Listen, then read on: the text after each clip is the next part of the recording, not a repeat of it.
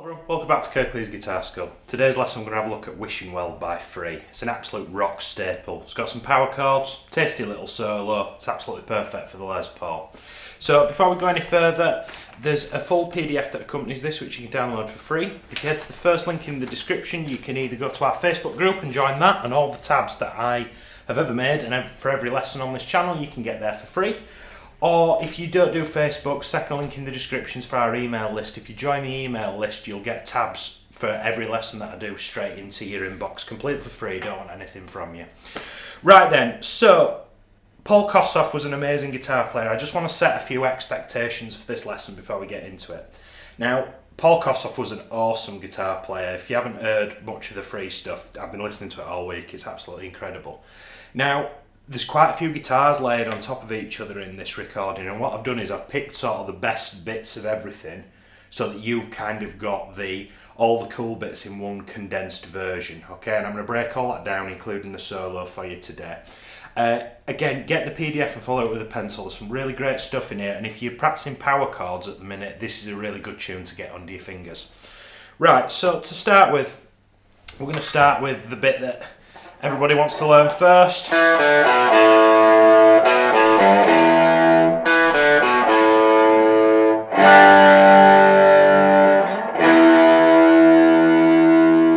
So let's break that down. So the first bar, I'm going to start with the second fret on the D string with a downstroke, and then I'm going to play the open D string with an upstroke. I'm then going to mimic that on the A string. And the first three notes are quavers, and that last open A string lasts for the remainder of the bar. Can you see the little tie, the little line that comes after it? I'm then going to move that whole shape that I've just done up a string and do the same. So second fret of the A, I'm in bar 2 now. Open. Now instead of going to the second fret of the low E string, I'm going to use my middle finger and go to that G note on the third fret of the low E string.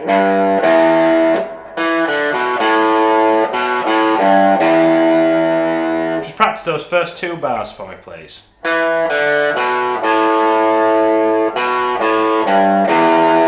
Sometimes you might see me bend that ever so slightly. I'm not sure if Kossoff's doing that. It's a habit from other songs that I've learnt creeping in.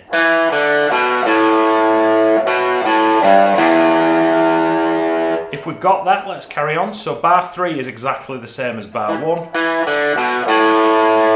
And then we're going to hit a big G5 chord. Now this is, if you play a regular G chord, take the ring finger on the high E string, 3rd fret, move it up a string, and then tuck your pinky in underneath it. Noel Gallagher plays G chords like this. If you've seen sort of those, like if you learn Wonderwall or anything like that, it's that G, but we're not playing the 2nd fret. Can you see how there's no note on the A string?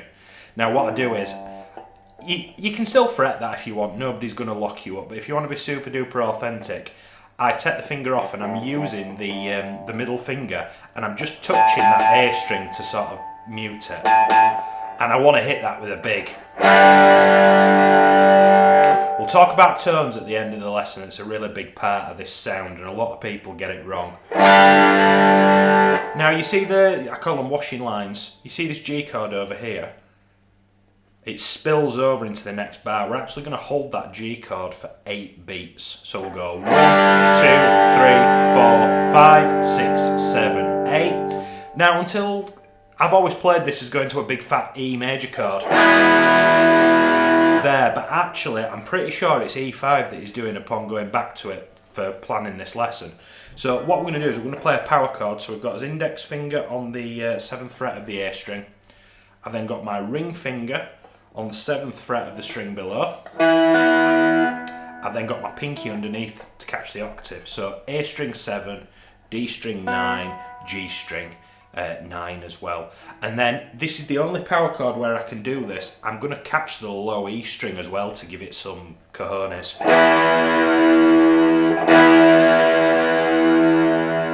Now, if you're struggling with any of the power chords in this lesson to get 3 fingers down, just opt for the top 2, okay? Those are the 2 most important. This octave with the pinky is extracurricular. I know that stretch is a challenge for some people. So both of those, you can play both those chords for 8 beats. 2, 3, 4, 5, 6, 7, 8. 2, 3, 4, 5, 6, 7, 8. Let's just revise that before we go on to the verse. Hey, it says.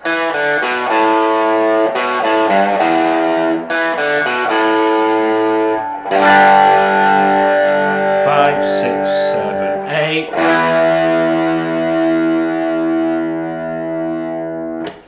Such a cool sound. I absolutely love this song.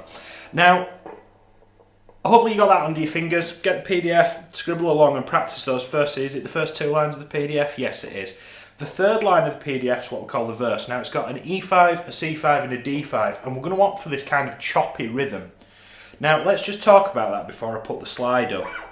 That E chord that we played for the end of the previous slide, we're going to play that, but we're going to sort of apply this sort of choppy. Can you see how I'll play the chord and then I use this hand, sort of this part of the hand, to mute the strings? Because if I went, it's 70% there, but it's not right. It's not what he's doing. We're playing. You see how I'm playing the chord, mute it. Play the chord, mute it. So let's see how that ties into it. Because you look at this slide and you go, oh, there's quite a lot there. When actually the first 2 bars are the same chord, and you're basically hitting the chord 8 times. And these little 7-looking things are called quaver rests. So you're going to all the way over here, play that E chord, and then mute it. Play it, mute it. Play it, mute it. So the first 2 bars.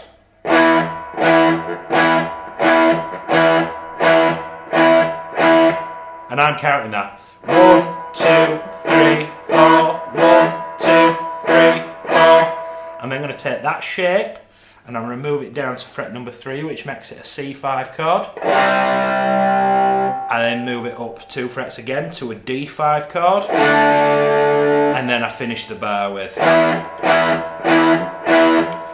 Now that C and that D last for 2 beats a piece, so it'd be 1, 2, 3, 4, 1, 2, 3, 4. Let me play the whole thing for you. 1, 2, 3, 4, 1, 2, 3, 4, 1, 2, 3, 4, 1, 2, 3, 4. Yeah, let me play it without the rest.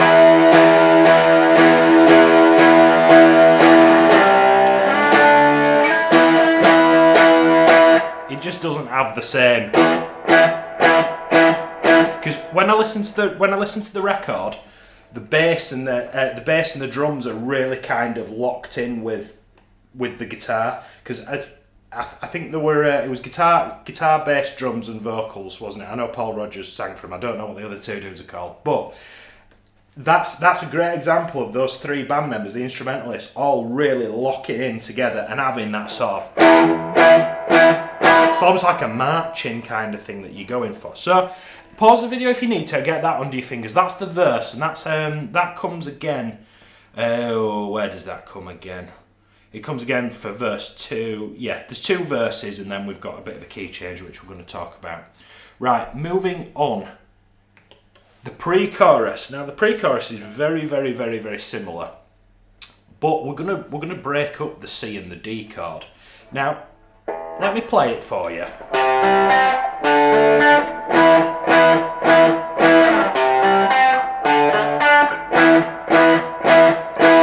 Just let me show you that as a bit of a close-up. Can you see how I'm picking?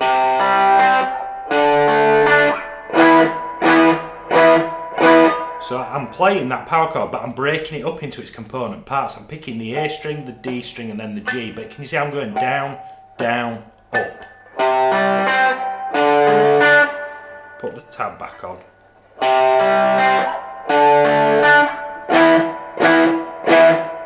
And bar 2 is just the same as what we've done in the verse, and we essentially repeat these 2 bars 3 times because we've got the repeat marker, and you've got a big fat C and a big fat D.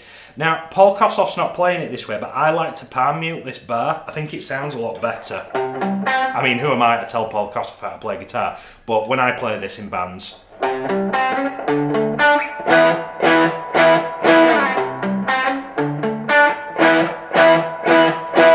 just as before, the bass guitar mirrors this pattern, and there's a bit of sort of call and response that goes between them. But can you see how there's that cheeky little rest come up on the 4th note and the 8th note of the bar?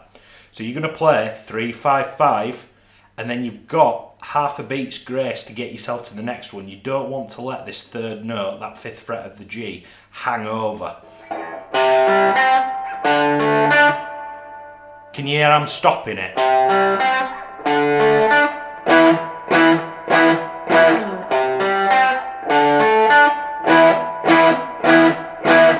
So you'll do that 3 times, followed by, I think it goes back to that bit. I'll confirm. Yes, it does. It goes back to the main riff after it. I say it's the pre-chorus. It's kind of the chorus. The wishing well. I'm unsure of the lyrics, but it goes from that into the chorus. And following that, it'll go G, E, just like it does in the intro, and then it does another verse and another pre-chorus again. So far, I'm not going to do them in order on the video, but this is why you want to get the PDF. So we've got the main riff, the verse, the pre-chorus, the main riff, the verse, and the pre-chorus. So everything we've covered so far, we're essentially doing twice before we move on to the little bit of a key change in the solo.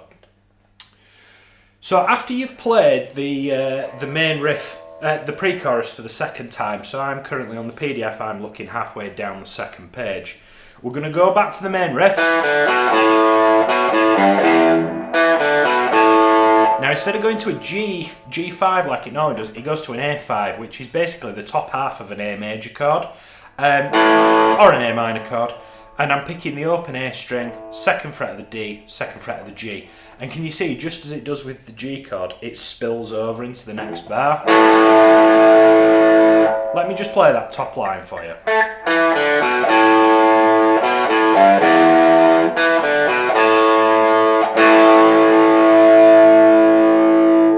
So now we get into the sort of like wafty, it's a technical term, is that wafty, piano part that sort of links the solo and a bit of a key change. Now, it drops to just a piano part and Paul Rogers singing, but underneath it I'm pretty sure I can hear Kossoff just sort of highlighting the notes of what the piano player is doing. So it's the 8th fret, the 10th fret and the 12th fret of the A string.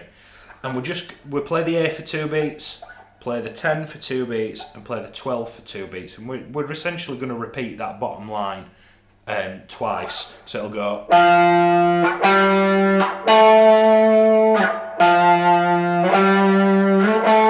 And it's the Love in a Peaceful World part is that. And we're going to go 1, 2, 3, 4, 1, 2, 3, 4, 1, 2, 3, 4, 1, 2, 3, 4. Pause the video and have a go at that. It might be worth getting the record on a different tab on YouTube and just sort of, just for your reference, there's not the charm of it. There's not a lot going on, so make sure you're hanging on to those notes. You got a little bit of sustain on your amplifier, and don't be afraid to sort of give it a bit of vibrato and give it a bit of a wobble. An extension to that, after you've repeated that bottom line 2 times, we then play exactly the same thing, but we're doing it as power chords. So we're moving from here.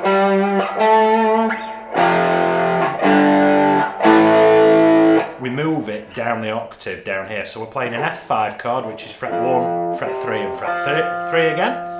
And we're going to play that and hold it for 2 beats. We're then going to take that shape, move it up 2 frets to 3, 5 and 5. We're going to play that for 2 beats. And then we're going to move it up 2 frets again, which is really common. This sort of 2 fret jump is really common in rock guitar.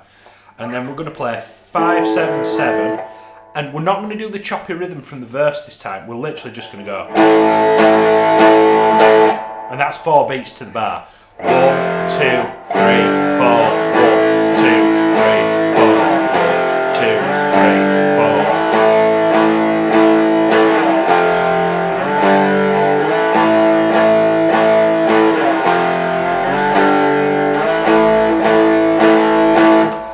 Now you'll hear as we come to the end of this section, a little bit of a guitar solo starts to poke through. Now I actually think it's two different guitar parts layered on top of each other, and if I was, my approach to these lessons is always, if I'm going to play, I transcribe them as if I'm going to play them with a band.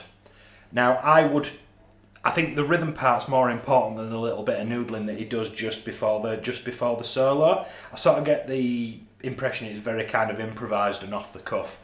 So following this, there's the solo, he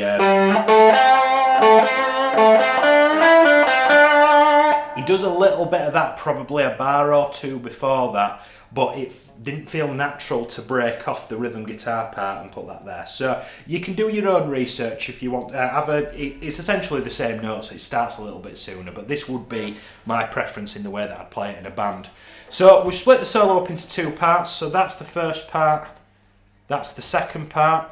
Now, they're at two sort of opposite ends of the neck, so it's fallen really nicely as this. Now, you can play this in a couple of different places. It feels really natural to play it here. Whether Kossoff's playing it here or not, we'll never know.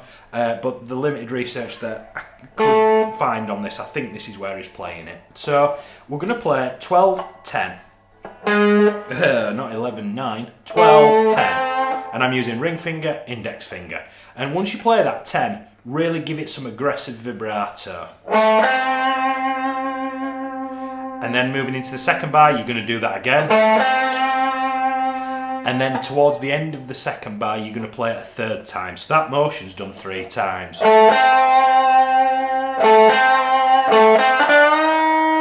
Now, that 12th fret at the end of the second bar is to be bent with the ring finger. Now, I was in two minds as to whether I bend it up or bend it down. 9 times out of 10, I will always tell you to bend strings up, but sometimes it just does. Like if you were to bend a note on the low E string, you can't go anywhere, can you? So we're going to bend it up. It's going to feel uncomfortable however you do it. And then I want you to stretch over to that 9th fret of the G. Now, I'll always tell you to bend a note where possible with your ring finger, even if it means you've got to break out of position to get the next note. So I've got the first 2 bars there and the first note of the 3rd bar. Let's put a sort of full stop there and get that under your fingers first.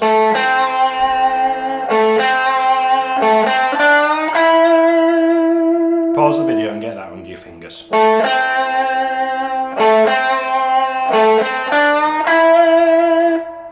And then to round that phrase off, if we're good to go, we're going to go back to the 12th fret of the D string.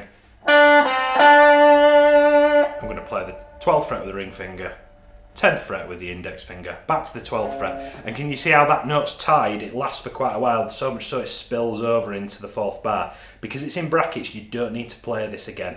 This note is held so much for so long that it actually spills over into the next bar. And then we've got like a little 10 and a 12 to round that off. Let me play the whole thing.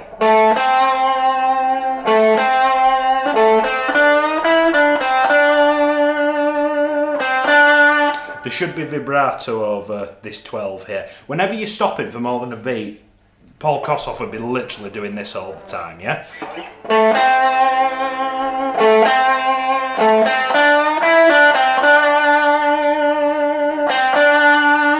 Pause the video and get that under your fingers. If we're okay, the second and last half of the solo, we're then going to bend the 15th fret, play the 15th fret, 12, 15.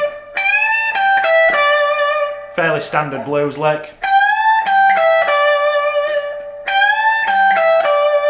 Then you're going to bend the 15 of the B, and you see the line coming up and then back down. So you're bending it up, bring it down. 15, and then bend that 15 at the end of the second bar. Let me play the first 2 bars.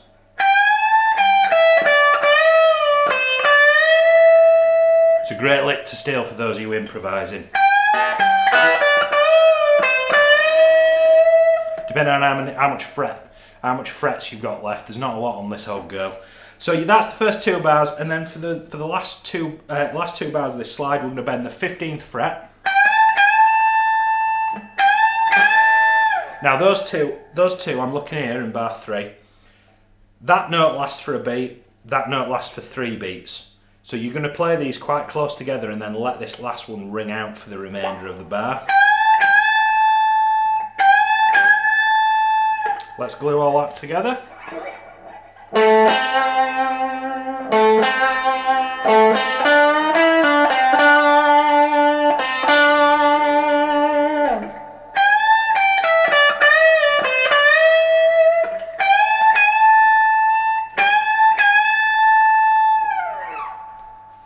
So just for context, there's your full solo. I've just had a shuffle around my slides so you can get it all on one screen. That's both bits put together. Pause the video and get that under your fingers, or use the PDF, either is fine. Right then, so 2 more slides and we're done, home stretch. So following that solo, we're going to go into a chorus now, but it's... I say chorus here, you've always been a good friend of mine. It's that before the riff comes in for the outro. And it's just the same as the piano part. That's all the guitar... The guitar part from the piano section prior to the solo. F for 2 beats, G for 2 beats, A.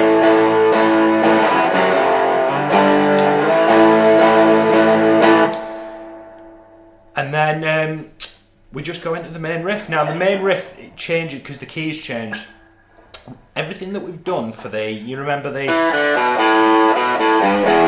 take the whole thing and move it down a string. So instead of starting on the D string, we're going to start on the G.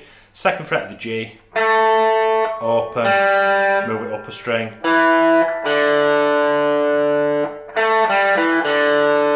and then you start on the D string. Hopefully you can see that between the first, the very top of the PDF and the very bottom. You're going to play this for a considerable amount of time.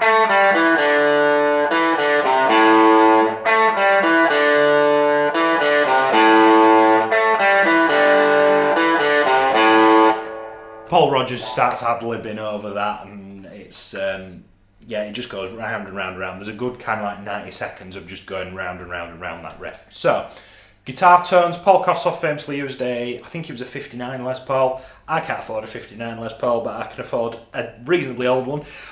So yeah, I'm using a Les Paul Standard with the Princeton reverb. Now my Marshall's out of action, or else I would have used the Marshall today.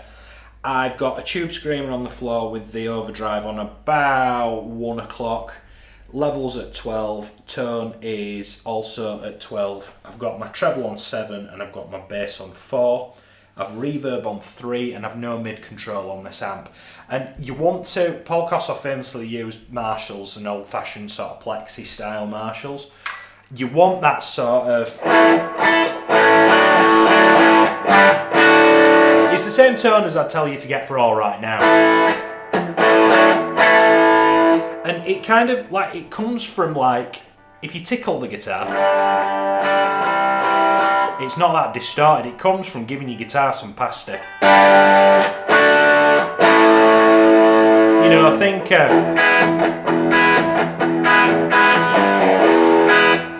I'm sort of trying to mimic a wound-up valve amp without trying to get evicted. So, hope that was helpful. Head to the first link in the description, join the Facebook group if that's your thing. If not, get your PDF from the second link in the description.